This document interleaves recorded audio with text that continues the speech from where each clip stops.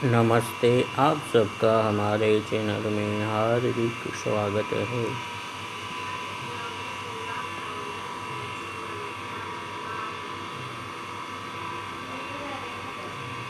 सुखाभास के लिए अंतहीन संघर्ष ही संसार है।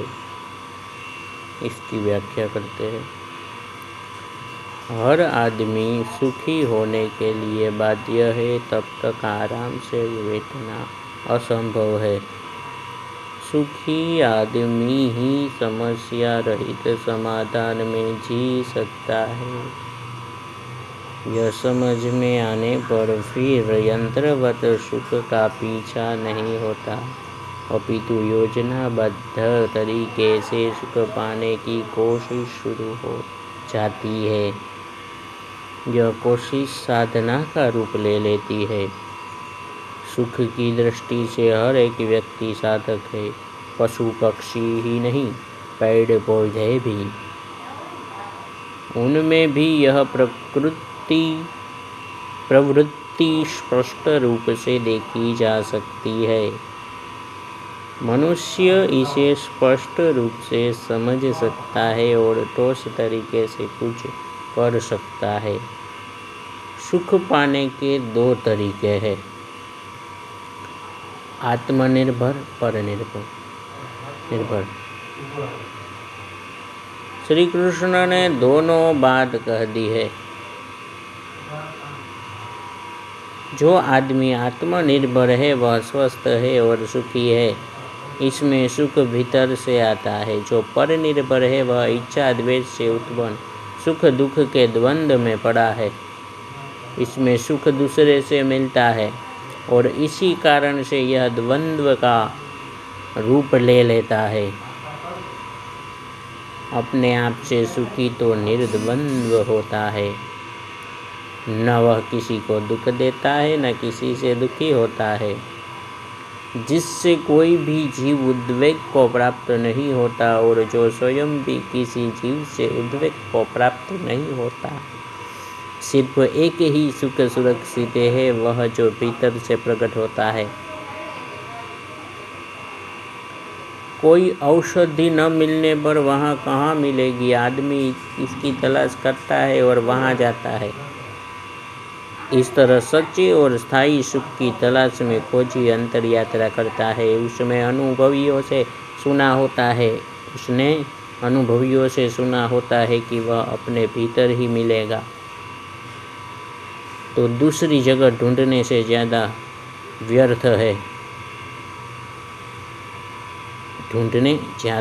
है। जहाँ मिलता हो वहीं जाना चाहिए। रमण महर्षि स्पष्ट शब्दों में कहते हैं कि सुख पाना गलत नहीं है, मगर उसकी खोज बाहर करना गलत है। यह आसान काम नहीं है।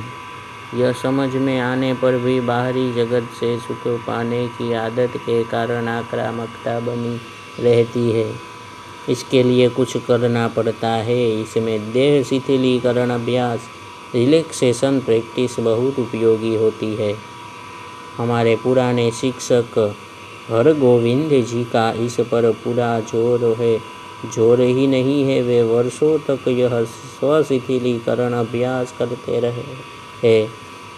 इसके फलस्वरूप उनकी कुंडलिनी सहस्त्रार में पहुंच चुकी है और वे पूरी तरह से विश्राम की स्थिति में है। उनका सुख उन्हें भीतर से उपलब्ध है। ऐसे उदाहरण बहुत कम मिलते हैं। हर आदमी सुखी हो तो स्वस्थ हो सकता है। सुखी होना मजबूरी है। सुखी होने के लिए हर आदमी बाध्य है। यह नकारात्मक नहीं, सकारात्मक बाध्यता है।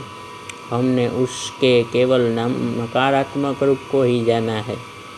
वास्तव में यह पूर्णतया सकारात्मक है। सारे सकारात्मक प्रयास सुखी होने के लिए है। यदि कोई सुखी होने के लिए बाहरी जगत पर निर्भर होता है तो उसके लिए भी सकारात्मक प्रयास करना जरूरी है। इसके लिए सही समझ चाहिए, अन्यथा नकारात्मक तरीके से सुख पाने की कोशिश की जाती है। इससे उपद्रव पैदा होते हैं। कोई एक समझदार ही अंतर्मुखी होकर भीतर से प्राप्त सुख की ओर गति करता है। भीतर आत्म सुख पहले से मौजूद है, हर वक्त मौजूद है, उसके लिए कुछ भी नहीं करना पड़ता। लेकिन बाहर से सुख पाने के लिए जो बहिर्मुखी मानसिकता दृढ़ रूप ले लेती है, उसमें परिवर्तन करना पड़ता है। किसी भी प्रकार से इसमें सफलता नहीं मिलती हो तो सद्भाव, प्रेम, सेवा, सद्व्यवहार ही उपाय है। दूसरे को हमसे सुख चाहिए, वह भी सुख के अभाव से ग्रस्त है। झूठे प्रेम का दिलासा ही सही। एक गीत था, उसे भी सुख की प्राप्ति पूर्ति हो तो चैन मिले। साधारणतया लोगों की यह शिकायत रहती है कि लोग दूर भागते हैं, कोई मिलता नहीं, कोई पास आकर बैठता नहीं। क्यों आएगा कोई? हमसे सुख मिलेगा तो आएगा, हम ही सुख के अभाव से पीड़ित है तो कोई नहीं आता। कौन दया करता है? झूठी दिलासा भी कोई नहीं देना चाहता। सब लोग सुखी के पास आकर बैठते हैं क्योंकि उनसे सुख मिलता है।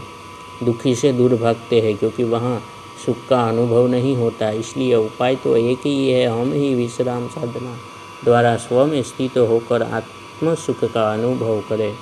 तब हम सुखी भी होंगे और मित्र भी अनेक होंगे। कोई अच्छा लेख लिखने से मित्र अनेक हो जाते होंगे, ऐसा सोचना गलत फहमी है। मेरे मित्र भी अंगुलियों पर गिने जा सके ऐसे 2-4 ही है। अच्छा लेख लिखने वाला या अन्य कोई योग्यता पाया हुआ व्यक्ति भी अगर अंतर्मुखी और भीतर से सुखी नहीं है तो उसके बाहरी योग्यता से कोई रिझने वाला नहीं है। सच्चा स्थायी सुख अनुभव होता हो तो ही कोई आकर्षित होगा और उस पर निर्भर होगा। दूसरे लोगों के सानिध्य की कमी जिसे खलती है, उसे स्वयं को समझना चाहिए कि उसमें क्या कमी है। उसे स्वयं से सुख पाने के लिए स्वयं में विश्राम पूर्ण होते चले जाना चाहिए। किसी ने लिखा था, दूसरों से उम्मीद रखने के बजाय आप स्वयं अपनी उम्मीद क्यों नहीं पूरी करते। एक पारिवारिक सामाजिक समस्या की चर्चा मैंने पहले भी की है, क्योंकि वृद्ध माता पिता की सेवा का अवसर आने पर उन्हें सेवा करने के बजाय वृद्धाश्रम भेज दिया जाता है। वृद्धों को वैधानिक संरक्षण भले मिल जाए, लेकिन संतानों में प्रेम, आत्मीयता, सेवा भाव नहीं है तो वह भाव जबरदस्ती तो उत्पन्न किया नहीं जा सकता। झूठी सेवा कराने से तो सेवा न कराना बेहतर। जरूरत भी नहीं है अगर श्री कृष्ण को ठीक से समझ लिया जाए।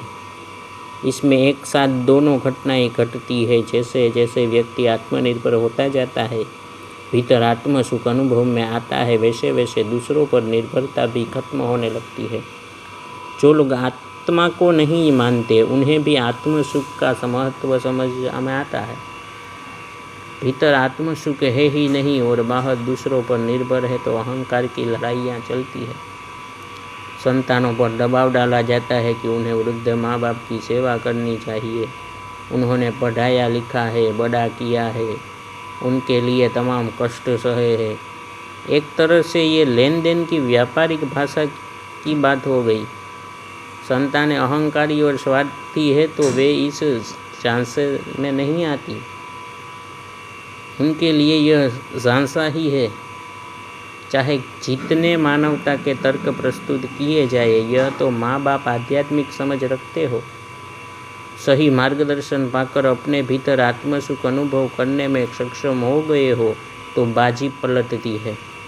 फिर तो संतानें ही उनके चरण में आकर बैठ जाती है।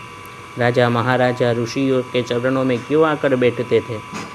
उन्हें दिव्य शांति अनुभव होती। आतुरता मुक्त शांति, भयमुक्त शांति, चिंता मुक्त शांति। वे ऋषि पूरी तरह से स्वस्थ है, पूर्णतया पर निर्भरता से मुक्त।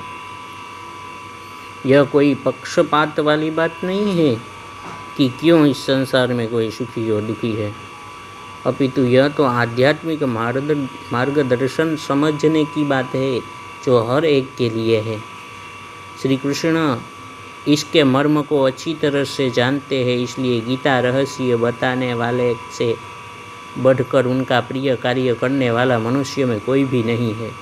ऐसा कहते हैं, न च तस्मान् मनुष्येषु कश्चिन्मे प्रियकृतमः भविता न च मे तस्मादन्य प्रियतरो भुवि। हमें ईश्वर से सुख चाहिए, दुख नहीं चाहिए, लाभ चाहिए, हानि नहीं चाहिए। और ईश्वर कहते हैं, पूरी तरह से स्वस्थ हो जाओ, पर निर्भरता से मुक्त। ऐसे में जो आत्मशक्ति प्रकट होती है उनकी कोई तुलना नहीं है। ऐसा आत्मपुरुष शक्तिशाली तो होता ही है, साथ ही सबकी सहायता करने वाला भी, स्वस्थ, आत्मनिर्भर और सेवा करने वाला, न कि अस्वस्थ पर निर्भर और सुख चाहने वाला।